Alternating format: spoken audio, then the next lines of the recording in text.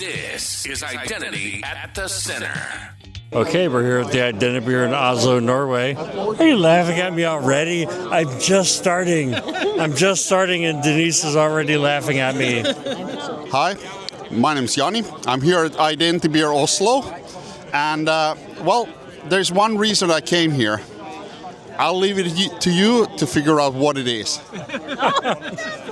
So, hi, my name is Stig Sivertsen. I've been in the identity space for 16 years, subject lead in the Central Bank of Norway, attending the IdentiTBeer for the X amount of time, having a beer, having a good time with all my identity friends. So, thank you. Hi, I'm Clara Alba. I work as a security engineer for Space Norway. I have a little bit of experience in identity, and this is my first IdentiBeer. Hi, I'm Lars Reinhardsson. I'm an independent contractor in IAM. I've been there in the business for 25 years. I come to the IdentiBeer here to see if I can find any interesting people to talk to, have some good ideas about IAM. And sometimes I find them. Hi, I'm Espen and I'm here because, what I do is IdentiBeer. And IAM, of course. You've been doing it for a while. I've been doing that for a while. It's been my 5th year. And yeah. He's the man. Everybody knows this guy. That's the benefit of starting something, right? Yeah. And if you look around here and you see that in the background, it's a nice place to be. A very friendly place to be. And that's really the nice thing with it, right? Everyone is so appreciative of being involved and being part of this. All right, so I'm here with my new friend Sarah from Zurich. Hello. And we're here at the first IdentiBeer that I've ever been to. I think it's the first IdentiBeer you've been It's to. also my first one, yeah, Okay. definitely. So, I always like to discover the faces behind the identity space, right? Who are these people? So go. Who is Sarah? How did you get into identity? What's your background and your origin story? So background actually is, like many things. So how I get an identity, maybe I start with that one. Actually, it was like very spontaneous. So I really like to work with people. So the thing is always you asking yourself, what do you want to do in life? Which job you want to do, right? And you said, I want to be an identity and access management person when you No, were born. to be honest, not. No, to be honest, not. Actually, it was very spontaneous. So I at first did an apprenticeship, then I studied economics, and then I worked for also in a part of the IT, Deutsche Bundesbank. And then I said, okay, I really like that job, but it was not that much with people.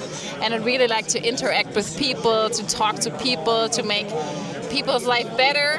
And so then I applied for a headhunting position. Okay.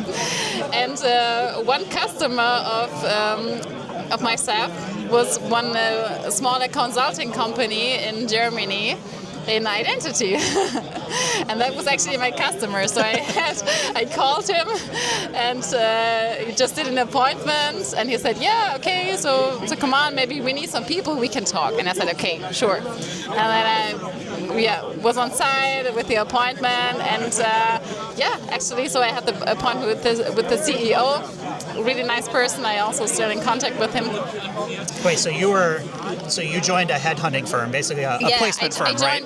Looking for people for jobs, and you found this company. You're like, oh, that sounds like a company I want. No, actually not. So it was a customer, okay. And I wanted really to sell people for them. Okay. And we had an appointment and get to know each other, and it was really a very good conversation, and the chemical part really fits, and we liked each other and so on. And so he said, oh, when you're looking in a job in sales, let me know. Mm-hmm. And actually, I was at that part. I didn't join that company that long. I was not so happy. So I think after a few weeks, I told him. You fell into identity that way. Yeah, kind of backwards. Okay. It was very spontaneous. And then I said, okay, hey, is your offer still available? And are you interested? And he said, hey, yeah, sure, why not? And then we talked and met again. And I think I started then after 2-3 weeks. So how long have you been in this role, this identity role? In the identity role, so in Germany, nearly 4 years. Okay. And right now I'm in Switzerland. I joined another company in Switzerland, like basic similar like the one in Germany, also smaller one, very cool, also like same partners and so on. So like the same role. And now I'm there like nearly 2 years. So in July it's 2 years. And you focus on the sales and the business development side of things? Yes, I focus on the sales and business development, but I really like it in a small company that I can also do like some things around, like part of project management and also like proving contracts and so on. It's really cool. So you're like the first contact person for everyone, and I really like that. And I also really recognize that it's really that I really love it so much to talk to people, to have a look what they need, and just to care about them and just to make their life better, or to make the life of the people in the company better, to make it easier for them. And I think that's what identity and access management does, because it makes them easier, it makes secure, and really to ensure that they save time. I mean, sure, at the beginning it's like more time invest, sure, but that's normal. But at the end it's like more automation and more processes and more safe, and you're really sure that every person has the same rights, and that's really, I really love that. So a lot of people, we have a lot of former Identitropians listening and watching in this, and so Jim and I came from a very small consulting firm too, so totally get it and understand that. We have a lot of what I will call like sales, business development folks who listen and watch as well. What's a tip that you would give them to say, hey, here is a tip that I use to make a relationship with somebody, or to make it easy to find clients or customers or things like that? Yeah. Like, what's a tip that you would give somebody? I think so. For me, it's really important to have like an honest relationship at the beginning, because there are so many like sales, and I think, I don't know in the US, but in Germany or also in the DACH region, it's also like a negative touch. Oh, someone wants to sell me something. It's sales and it's like pressure. Yeah, and I think it's really important that you have like a really honest interest on that person, that you really can make sure that you like that person, because then it's much easier. Also like that trust factor, so I know you, and I think that I have the feeling as a customer that you really want to sell me something I need, that you know who I am, you know what I want, you know what our company needs, and so on. And for example, we also do it like when we have a new customer or a new potential customer, that we don't say in the first meeting, oh, I send you an offer like that. I say, okay, it's really important that we meet personal and have like an invest from us like 3-4 hours to really meet, to understand what are your requirements, what do you really need, because actually what I don't like when you have a company who, you just make an offer and say, okay, we have that, and you don't know if that fits for that customer. It's so curious, and I really like to have like a very personal offer, and to have like a really connected relationship, and to really make sure that you really understand the customer and what the customer needs, and don't just only to sell because you need to sell. Be the person that you'd want to do business with, right? This is kind of totally. the motto. Be the person. Yeah, I mean that's also that one question. I find that really, I really like that question. Just ask yourself if you want to work with yourself. Yeah. Would I want to work with Sarah? The answer is yes. Yes, I would. And I would also like to work with you, Jeff. Okay. Well, all right. I appreciate this conversation, and look forward to seeing you. So we're IdentiTBeer again. Nice. First EIC, first Berlin, first IdentiTBeer for both of us, and we'll see. Hopefully this turns out. Absolutely. All right. Goodbye. Hey, I'm Stian. This is my first IdentiBeer. I'm actually just starting out in identity as a field as in and of itself. So just like trying to network, get to know people, know what identity is all about. So yeah. I'm Sigve. I'm Stian here. I'm a newcomer to IdentiBeer. I work in Commando, which is an identity security company in the Nordics. Mostly I work with SailPoint. I also have a quite big footprint with CyberArk, so PAM, IAM stuff. And I was surprised that we are actually outside. I thought it was going to be some indoor event where somebody was going to present something, but here we are drinking beers. Oslo is a fantastic city. I have lived here for 40 years, and I think the best thing about it is that you can be a pedestrian. There is no cars in downtown. It's like the people are taking the city back. Of course, we have the ski jump, the Viking ship, and everything, and the sculpture park and everything like that. But downtown Oslo, where the cars are removed, and if the weather is like today, fantastic. Oslo, even though it's the capital of Norway, it's a really small city. You can basically walk from one end to the other.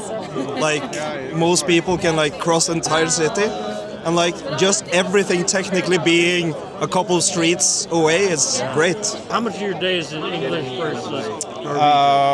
It depends which customer we are working with. Since I'm working in a consultant company, we have different customers. It is for mostly it's the oral thing is in Scandinavian language, since we understand Danish, Swedish, Norwegian. But when it's come to the written stuff, most of it is in English, because that's universal language which everybody understands. But for the most part, the oral stuff is Scandinavian language. How did you get into IAM?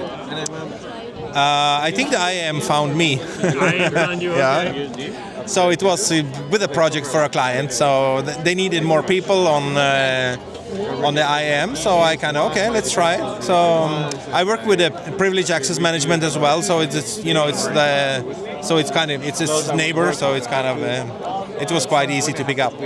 I haven't started in IAM yet, but I'm moving from the service desk over to our IAM team. I was lucky enough to get to spend a couple of days a week with them some time back. Enjoyed what they were doing, thought it was interesting, and it seemed like a good next step from a service desk standpoint. Because service desk is in a sense pretty much connected to the IAM part, right? They are oh, for sure. So try to get some of that customer experience, and you get kind of good at speaking the language of the customers, right? When you work in service desk, so try to get the IAM perspective over that way. Definitely, I think could be good. Oh, absolutely. Show them that we aren't the enemy. We're actually their friends. We can help them automate things. We can make their lives easier. So I think it will be cool. I like beer, and I like to speak to people. So then I thought it was a good opportunity to get to know other people within the field. All right, so another IdentiBeer conversation here, this time with our friend Espen, who we met a couple years ago, Jim and I, at karaoke in Identiverse, I think 3 years ago, whatever it was. 3 years ago, I think, Did you sing that night? I think you and I were in the back. We did not sing. We did not sing. I was thinking about it the whole time. What song would that be, right? I was thinking, okay, it has to be something from Creedence Clearwater Revival. But then we left, so I lucked out. Well, so you went to Gartner, and now you've recently left Gartner, and now you're doing kind of your own thing. So now that you're not with Gartner, you can actually be on podcasts. Sorry, a little shadow dig right there. Tell us a little bit about your origin story. How did you get into identity and access management? Give us your background. So my background in IT is relevant to this, I think, because I got into IT as a side job at university. I mean, I've been studying chemistry, and then I went to... Very typical chemistry and going into identity. Yeah, right? So, and I'm using that every day. I mean, not every day, but chemistry analysis. And the point is, I went to support, IT support. And I recommend everyone start with IT support, but you get a feel for people's problems. Yes, everybody should have to work help desk or in a restaurant, one of those two things, maybe even both, if you really need to learn a lesson.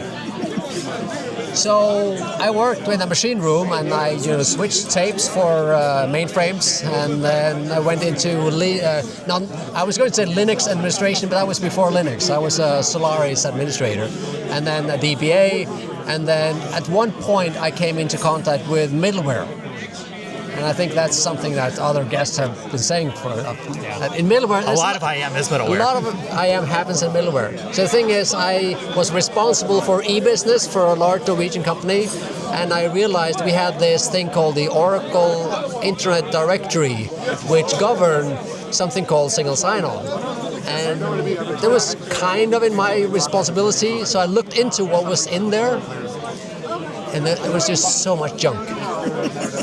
No one was, controlling what went into that thing. So I was troubleshooting, why isn't single sign-on working? And it was kind of obvious, right?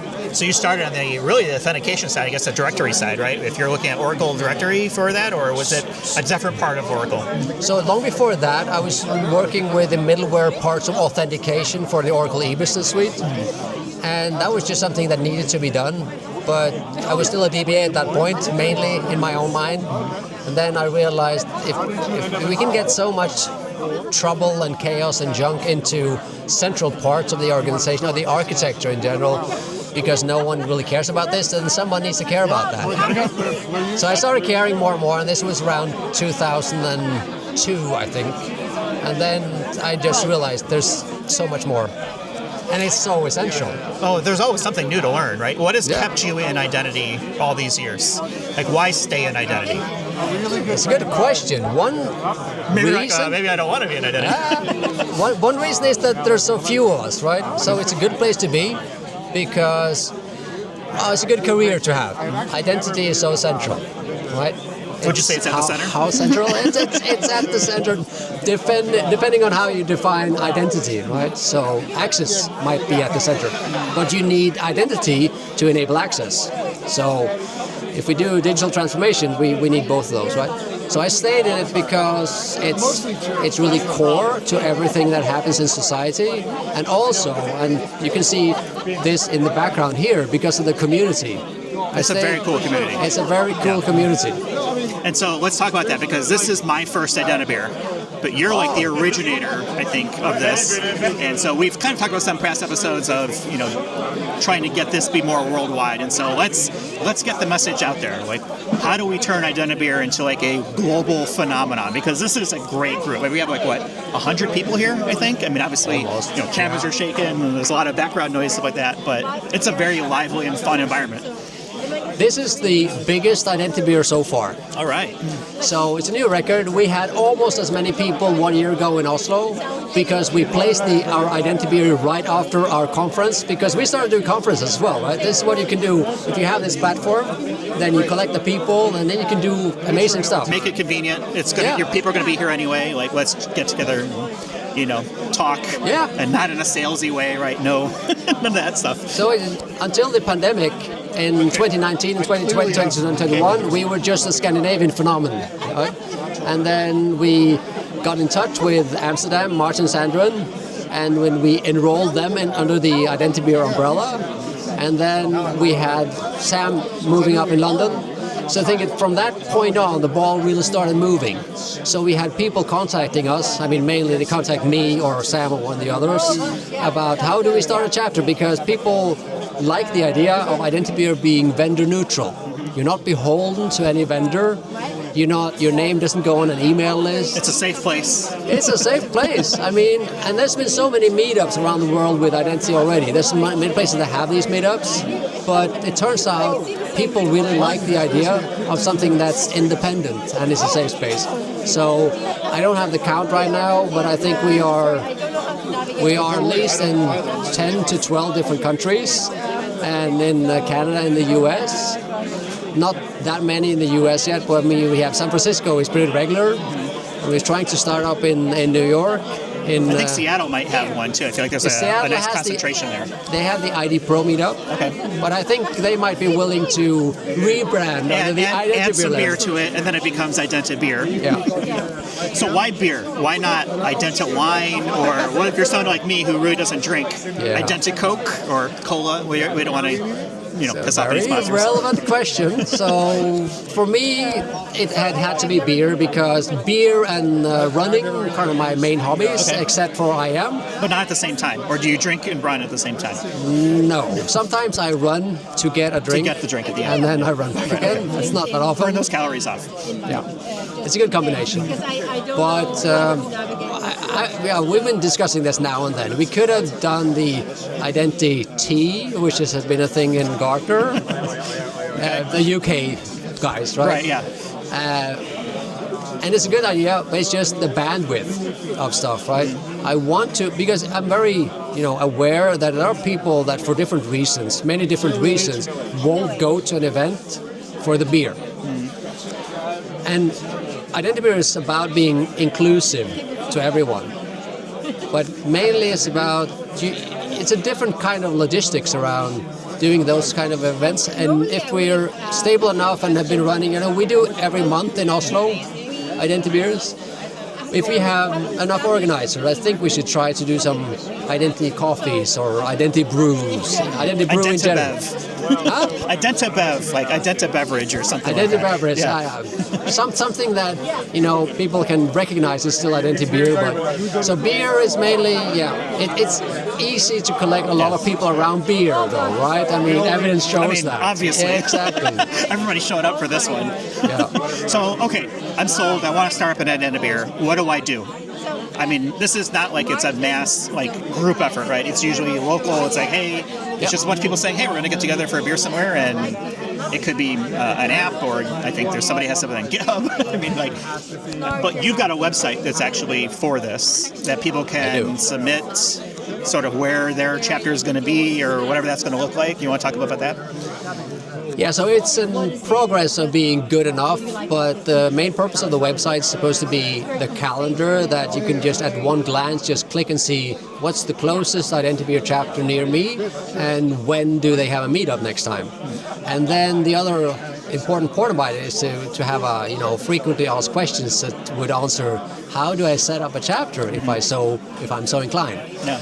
But mainly, and we're getting a charter out there, we're working on that at the moment. It's just we try to keep up with the growth here. Just get people to show up. That's the hardest part, right? And I had a couple of conversations this evening about people saying that they want to start up in their home cities. So that's cool. What we typically do is just say, reach out to me, just on LinkedIn, for example, and say, well, how do we go about?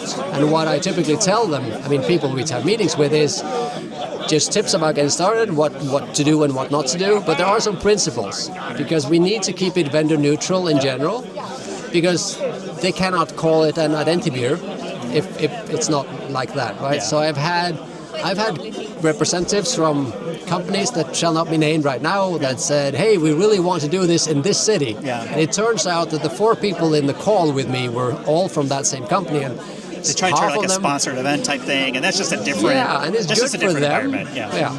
So when I say, well, you have to invite at least one other company over time to be in your group with you, and then he said, oh, that's not quite what we want to, right? Okay, well, do your own thing then, right? Yeah, exactly. Just did not call it IdentiBeer, but we can collaborate. Yeah, right.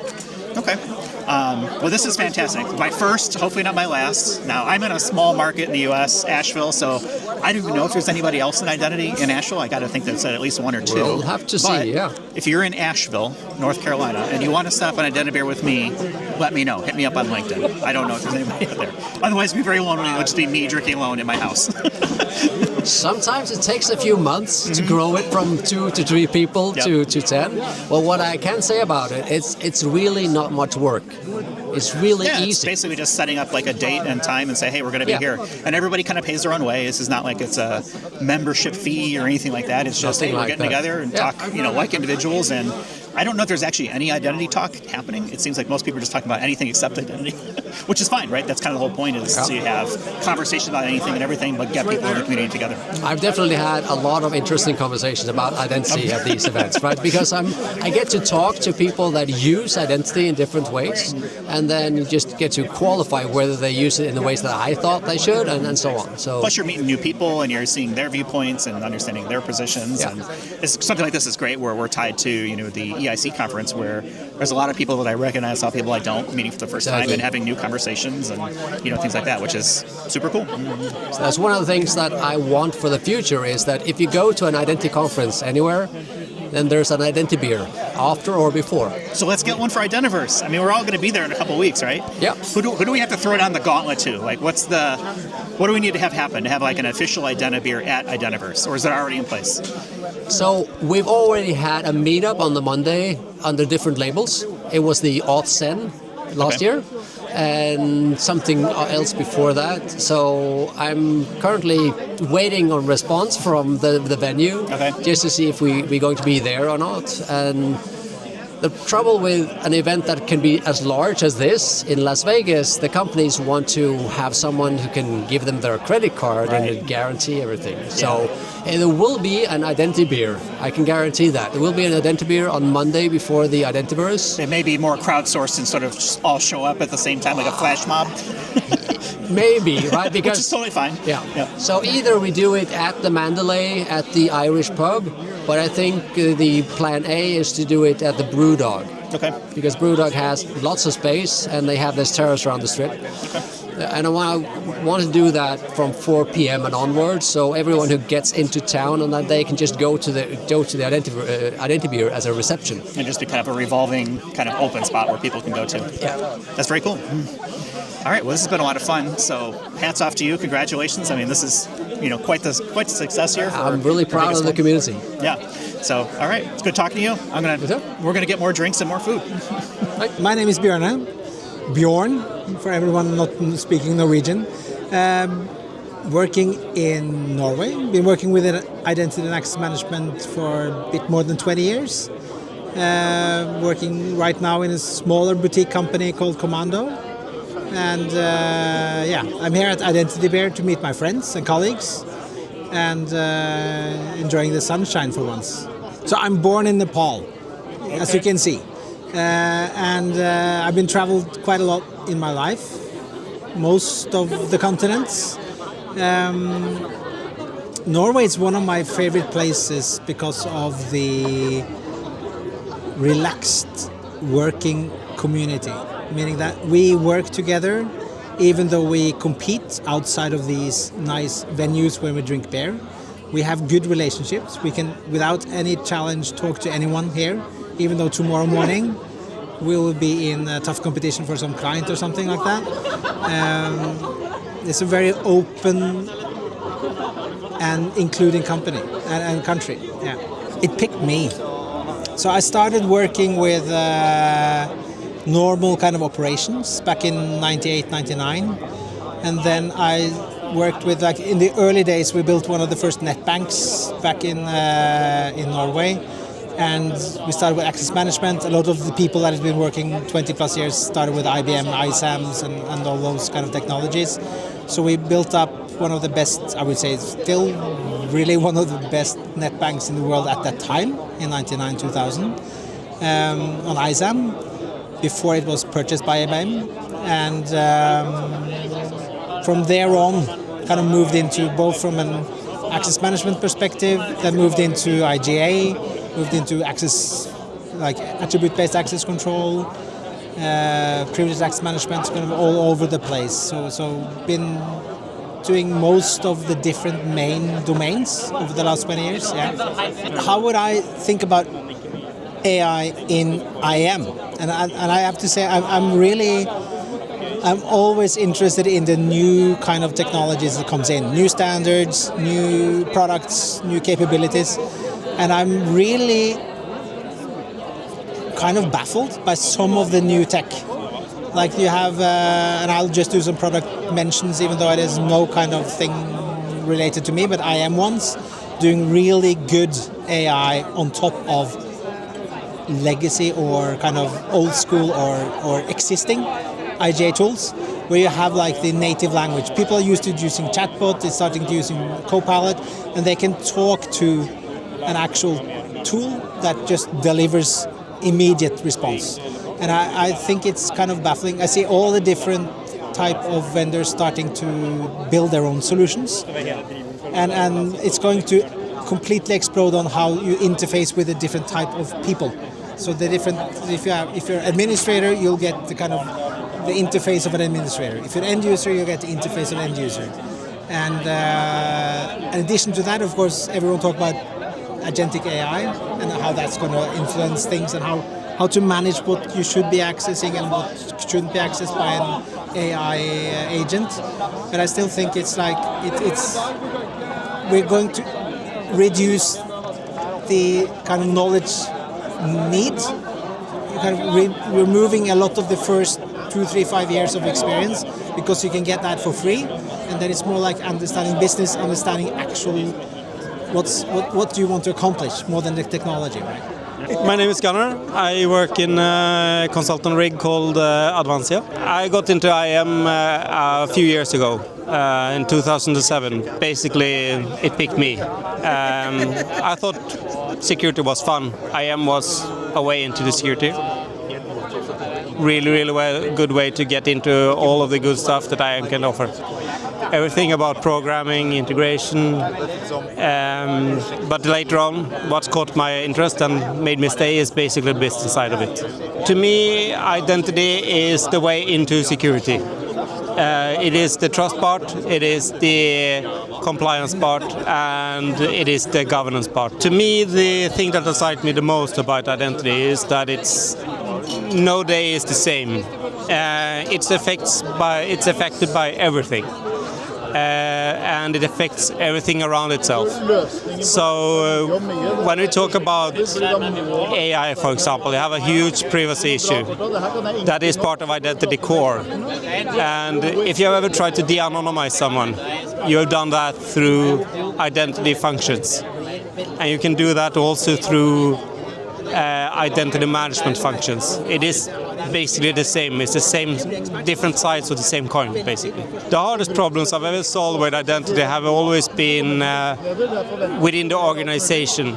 It has been related to education. It's related to audit and governance, always. It is making the management understand why a password policy is important. It has been making the connection between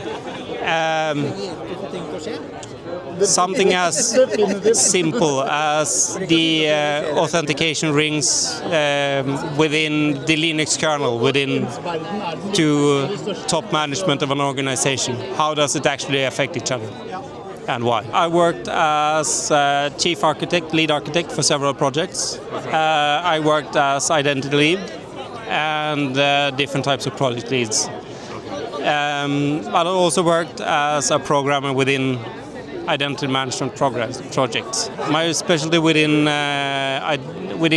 IT is from embedded system sites and advanced Unix programming, AI, and to me the lead up to identity isn't really important. It's that you have a lead up. You have a base to stand on. It might be business and it might be IT. To me, the core lead up was integration and very low level understanding of an operating system as well as normal master's degree. Oh, the shirt. Yeah, it's so I started job search around December, and I figured I was so bored with seeing everybody on LinkedIn going, hey, I'm unemployed, I'm looking for work, hashtag looking for work. It's so generic. Yeah, exactly. So I was like, that doesn't tell anything about who or what I am. So I was like, okay, here's who and what I am. I'm an old IAM warhorse. I've seen it all, I've done it all. So I figure, let's just advertise that with a little bit of sense of humor. I don't know if it worked, but I got a job now. Okay, so this is our largest group yet at IdentiBeer here in Berlin, Germany. So I'm going to ask the question is, how did you get into identity? Well, first of all, what's your name? Where are you from? And then how did you get into identity? So we'll start with you. We'll just take the microphone and just kind of pass it along and we'll go from there. Thank you. Well, I'm Wolf. I'm actually a native from Berlin. I'm now the Chief Commercial Officer from Allurity, and I got into identity almost by accident. I think identity has for a long time been the most undervalued and almost overlooked part of cybersecurity, but it is so important as now more and more of my clients are struggling with their cloud migration, with their S4HANA cloud migration. The rise forces them to clean up their identity, and all of a sudden this is the core and the most important part of any digital transformation. And here I am at IdentiBeer, really enjoying myself and eager to learn more about identity. Is this your first IdentiBeer? It certainly is. Okay, mine too. How many people have been to IdentiBeer before? Probably have a microphone. All right, so a couple people have been to IdentiBeers. Okay, cool. Okay, so let's go down here. Hello. What was the question? Who are you? Who are you? And what would you say you do around here? Sam Evans. Where are you from? Born in England. Okay. Now based in Lisbon, in Portugal. How did I get into identity? I fell into it. I was in IT 23 years ago. Wires and boxes. and then I got into recruitment. And that was 20 years ago. And I looked at the room, and everyone was recruiting for COBOL Kicks, DB2, Delphi, all these different strange languages.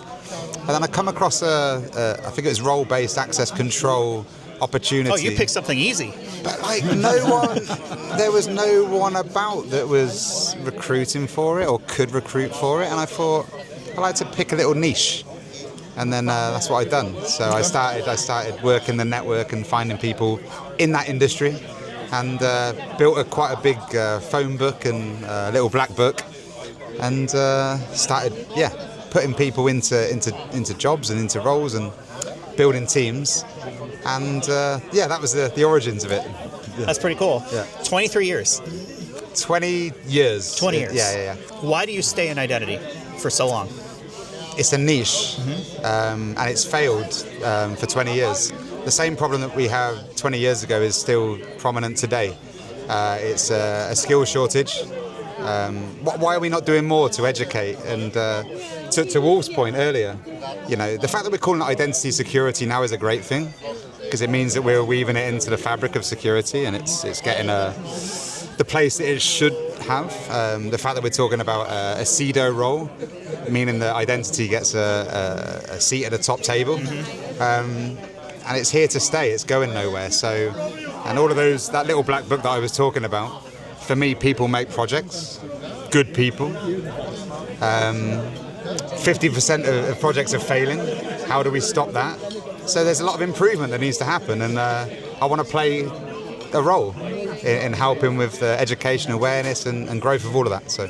Well, you're definitely playing a role here, definitely drinking beer. That's probably the primary role right now. I could do that as well.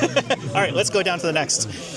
Who are you, where are you from, and how'd you get into identity? I'm Shane, I'm from Ireland, but I've been living in Switzerland for almost 30 years now, and got into identity about 26 years ago. So building for a large pharma company, we're building the company's first web-based application, so going away from client-server apps. And one of the things that we kind of ran into is like, how do we figure out who gets access to it? And there was no idea. The concept of identity access didn't exist, but we had 47 different Active Directory setups, and we had to come up with a concept of how do we build user-based access, enrollment, all the different role management. How do you take those 47 Active Directories and make it 43 Active Directories? Maybe more, but it's so that was kind of the starting point, and then from there, similar to Sam, I kind of ended up transitioning towards the human resources side of it, then looking at actually how do we start onboarding, offboarding employees, how do all those processes work, and over 30 years kind of developed across all those different components, and then with Securix in Switzerland, now looking at how do we become a bit more effective at those project deliveries that are 50% behind, and helping everyone work through that. Very good. That's exciting. All right, let's go next. Pass it down. Whoever's got the hot potato. Okay. Who are you? Hold the microphone up. Who are you? Where are you from? And how did you get into identity? Hi, my name is Francisco Rodrigues. I'm from Portugal. And I joined the identity atmosphere space around 13, 14 months not years like these guys, but months, because Ricardo here asked me to lead the business in Portugal. So I've been working in the main customers in Portugal for the past 25 years, and I fell in love with the cybersecurity space. All the consulting part that's behind it, all the security part. I'm an engineer by training. I'm an optimist by nature, and I really love this conversation with the clients, and I really feel that the like Sam was saying, the cybersecurity part is evolving, is shaping, and we're like on the top of the wave now. So it's feeling very interesting to be going to this non-human identities, agentic AI, all of this new stuff that's coming around. Very hot topics to be working on now. So, Francisco, you said that you've been in identity for just a few months now. Did I hear that right? Not a few, no, 14. 14 months. Okay. Come on. Okay. So Many months. So how does your viewpoint of identity change over the last 14 months? Very good question. I know. Thank you. You should do a podcast. I should do a podcast. It changed That's a great a lot idea. because honestly, I wasn't aware of this. Human and non-human identities. It really changed the way I feel about it, and when I talk with previous clients that I know personally, there's always an angle that somebody is missing. So the point of the security part in identity really becomes very crucial. It's a very hot topic nowadays. Excellent. Okay, next. Ricardo. All right, who are you? Where are you from? How did you get into identity? Hi, my name is Ricardo Martins. I work from Lisbon and travel to other countries in Europe where we are present. How did I start in identity? So I actually started as a pen tester. So it seemed by the 22 years ago, more or less, that the people that really knew about identity repositories and stuff, they were like hackers, and I was fit for that purpose. And so I started working with Sun Microsystems, which was later acquired by Oracle. Yeah, we got some really old people on this. Exactly. Young looking. Right, yeah. And good looking as well, right? So, no, but the point was, I did start like with Sun, and then the reason why I was chosen to do that was because I used to do a lot of hacking on Sun LDAP and identity systems. So I was a good fit for purpose on that role. Yeah, that was it. That's pretty cool. So that shift from basically offensive, right, attacking things, what was something that you was like, oh, I'm definitely going to get into this because this identity thing wasn't done? Like what I'm thinking about here is like a control. Was it like MFA? Was it like a bad password? Was it like, what was your like, these guys don't know what they're doing? The reality, and actually 10 years after was, and I believe it still is, with some colleagues actually doing that, is that you can actually you can go and work on a company, and 2 days later you can be the administrator of the Active Directory. So 48 hours, it's actually quite common. So, and when you do like red team and you actually try to do that, that's actually still the case. So it's different technologies, different solutions, different problems. But at the end of the day, you can still gather all the identity information of everyone inside an organization, and then can be done externally and internally. So it's still pretty scary. So it's still a big problem. So still lots of things to do. Okay, well, you're just a real fountain of joy. Appreciate it. Yes, my pleasure. My pleasure. All right, let's pass it down. All right. Who are you? Where are you from? And how'd you get into identity? Hi, my name is Gabriel. I work for Securix as a CRO, and we are part of the wonderful Allurity family. And I'm from Switzerland. Okay, so that was very brief. All right, let's go to the next person. No, I don't. Okay. I don't told you why I'm in identity. Okay. Oh yeah. So why are you in identity? So, yeah, I'm in identity. To be honest, it's like a by accident. But when I was in, I liked it, and I stayed now for more than 10 years. It chose you.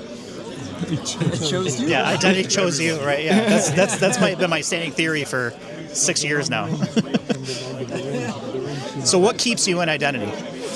Yeah, for me, identity is the central point of everything when it comes to any processes in IT, in IT teams, in IT-driven companies, and we need to more focus on identity because it's a central point of everything. Well, you can't use Identity Center. That's trademark, so find something else to say. All right, let's go to the next person, all the way down at the very end. Who are you? Where are you from? And how did you get into identity? Okay. My name is Christopher. I'm from America, or the U.S. Where in America? Pennsylvania. Okay. So right. northeast. So Eagles? Northeast. So you Eagles fan? You have to be a Steelers fan if you're from Pittsburgh. Oh, Pittsburgh. I didn't hear that part. Okay, sorry. yeah. I don't know if I said well, that. Well, then I'm very sorry. By the way, I'm not a Steelers fan. That's okay. But I got into IAM, or Identity Security, about 7 years ago. I worked for a financial institution in the U.S. And yeah, I mean, identity is the main focus point. And internal security is just as important as cybersecurity. And this is why I got into it, is to learn a lot about identities and how to protect them. And yeah, absolutely. What's the hardest thing about identity from your perspective? What is the hardest thing about identity? The person, right? Like, I mean, individual the human. People. Yeah, exactly. You know, you can teach people, but if they don't listen, then yeah, I mean, you can't. Humans are going to human. Exactly. Absolutely. All right, so let's do a quick cheers here. Thank you all for joining us here. Thank you for being at IdentiBeer. Thank you, thank you, thank you. Cheers, cheers, cheers. Cheers. All right, salute. Thank you, everybody. I will pass it down. Yeah. You've been listening to Identity at the Center. We hope you've enjoyed the show.